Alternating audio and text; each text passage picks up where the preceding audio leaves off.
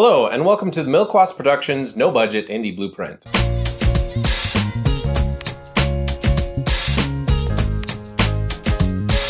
All right, so today we're going to talk about what makes a screenplay successful, and we have several key elements that we're going to go over. The first thing we need to do is come up with a strong concept. Now, a concept is basically what the screenplay is going to revolve around. Fantasy films are an easy spot because they have a concept of usually magic and a quest and something like that, so that is a strong concept. Avatar has a very strong concept. Humans are coming to destroy an alien planet, and the Na'vi need to stop this and stop the mining and whatnot and preserve their culture and where they live. That is a strong concept. The Terminator 2 have strong concepts. Terminator 1, somebody comes from the future to warn people in the past and to try and stop an assassination attempt, and a robot comes back as well to commit that assassination.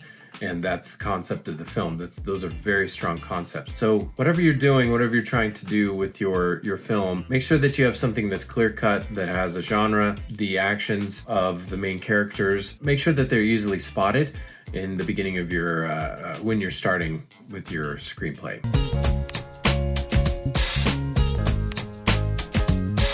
Another thing you want to try and do is make the characters relatable. Now this is a little challenging because, well, what does that mean?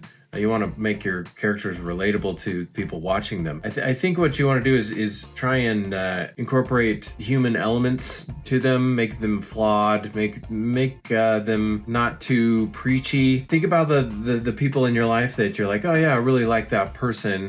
What makes me like that person? And then maybe incorporate that into your characters' ideas. Picking jobs that have relatable context for your characters are very good. Have your characters experience human emotions. I mean, that sounds pretty too basic and based, but it's really it really is helpful. There's a lot of anything that has to do with relationships can be an easy spot for something that helps your characters be more relatable.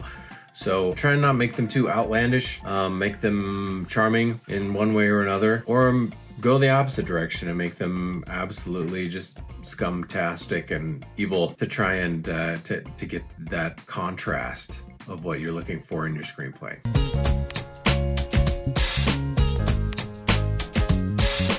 One thing that makes Walter White in Breaking Bad relatable, one thing of them, I mean, there's not a ton of things, but you can see that he's a family man. He's struggling. They're in the middle of a recession, and he's fighting for money and medical help, medical bills. We can all relate to that. So that draws us in as an audience. We want to know what he's going to do, what he's capable of. He's a very smart guy as well. He's very cunning. They started with, he's a family man. He's struggling. He has kids, working 2 jobs, and he's a school teacher. So that is the very, very good home base to start at when you're building your characters. And keep in mind that I think it's easier to build characters for a television show rather than a film, because you have to really condense what you're doing in a film. That first act is really difficult to pull off, to get all the information and to make it not feel like it's just exposition and character setup. So you have to set up the plot and the characters, and also hit a couple of different beats while you're in there in the first act. So it's challenging, but just keep in mind that you want to try and world build for your characters as much as possible at the beginning, and part of that is making your characters relatable.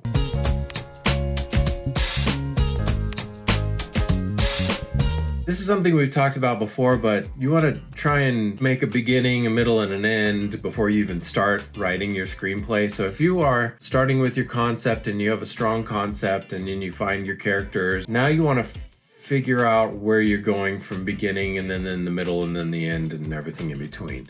So the first thing you're going to want to try and do is start with the the day? Like, what is the day like when you're starting your story? You contrast from the beginning to the end. And a pro tip might be this is a very simple example, but if you were to film an apple as it's being picked off of the tree at the beginning of the film, and that apple was going to go through a bunch of experiences, you want to show where it is at the end of your story. So it might be battered and bruised, or it might just be like completely decimated, or it might be applesauce. In the middle, you might want to show like what has made the apple become bruised and beat up and whatnot. So basically, with the apple analogy, you want to try and show where the apple got picked off of the tree and where it ends up.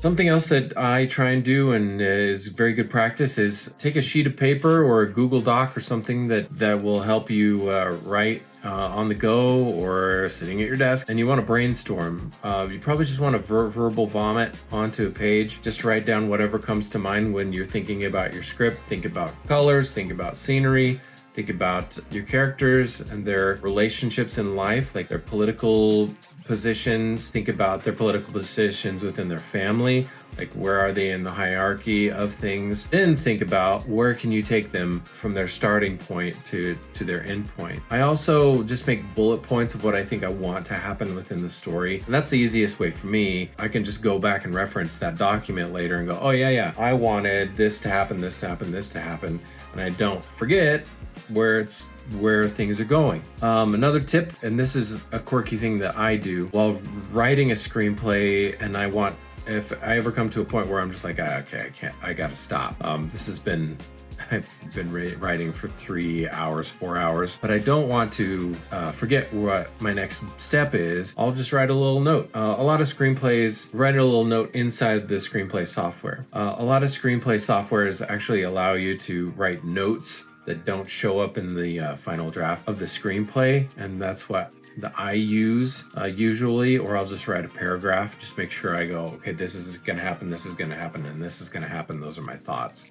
Or this is the joke that I wanted to put in next. Let's lead to that. You can use those things, and I really do recommend that. Helps you keep the ball rolling while you're writing your screenplay. So lead yourself, help yourself go forward when you're writing.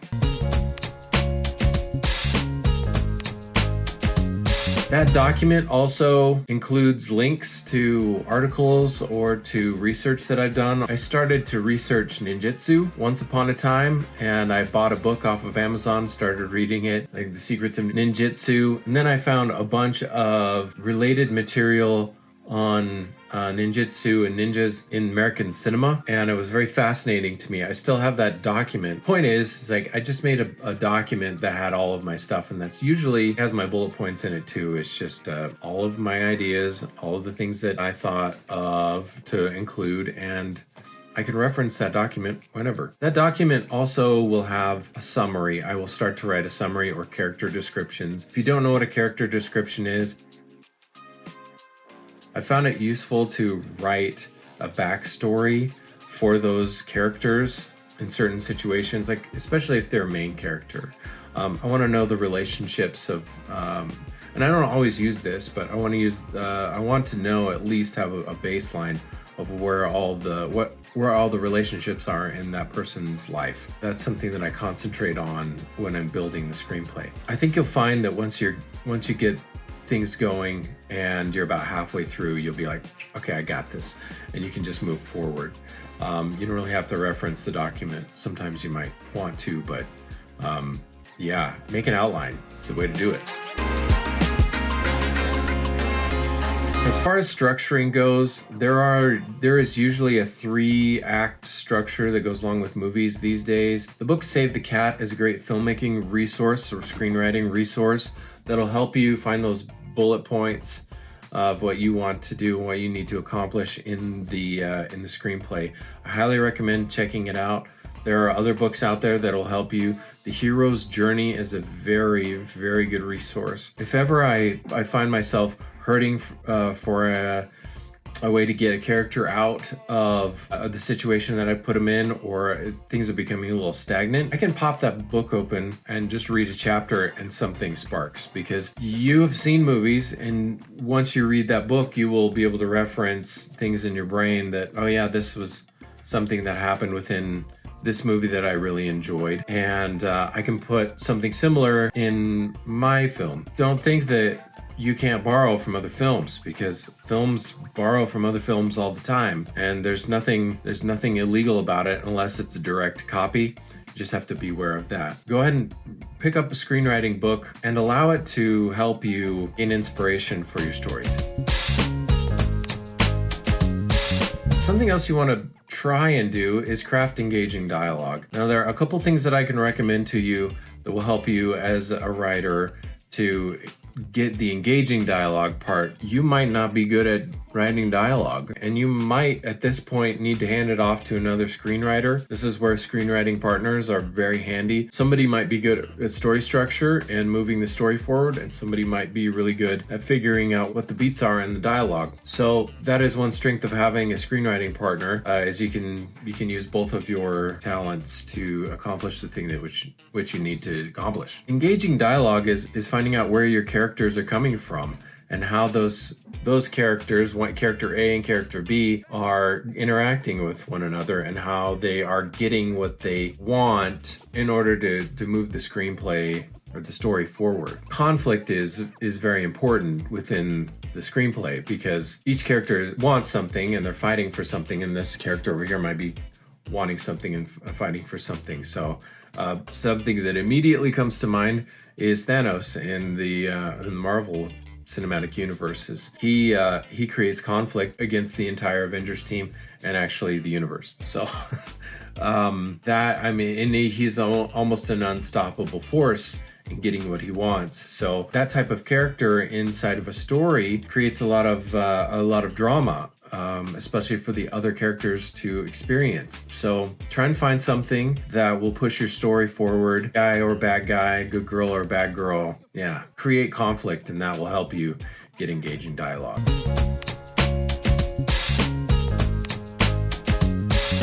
Another example of that might be if you have a romantic comedy and one character falls in love with another character but can't tell them, because it might ruin their job or previous relationship with somebody else. It might create friction with their parents. There's all sorts of directions you can go with that, but the point is that you have to create these conflicts within the characters and know what they want, what they can say and what they can't say, and then navigate that space, and that will help you also create engaging dialogue.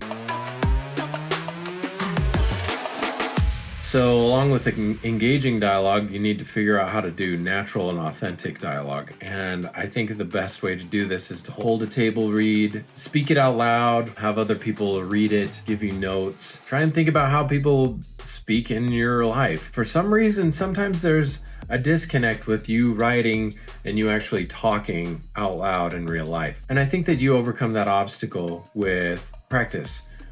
It's just something that you have to work the kinks out of, and write natural and authentic dialogue. It's something that you need to strive for anyway, and it's an endless process, and I wish you good luck with that. But I mean, that's the tip I have for writing engaging dialogue. Just practice. The last tip I have for you on all this is try and find the subtext within your screenplay. Find the subtext for your characters. And I think the best way to do that is to find out what they want or what they need, and then try not to say it directly. So have your characters fight for something that sometimes they just don't say or can't say. And with that tip, you can go back now and look at a plethora of your favorite films. Think about when the main character gets confronted by maybe a love interest, and the love interest accuses them of acting a fool, and they just don't say the thing back, and you're like, but this person did this and this person did that, which made our main character be put in that situation. It's not fair. Just say it. to the other character, which happens all the time. That's why you get frustrated with your characters and they get in these sticky situations and then they have to get out. You can find a lot of dramatic tension and moving from obstacle to obstacle by doing just that. Trying to find out what your characters are saying or what your screenplay is saying and then not say it directly.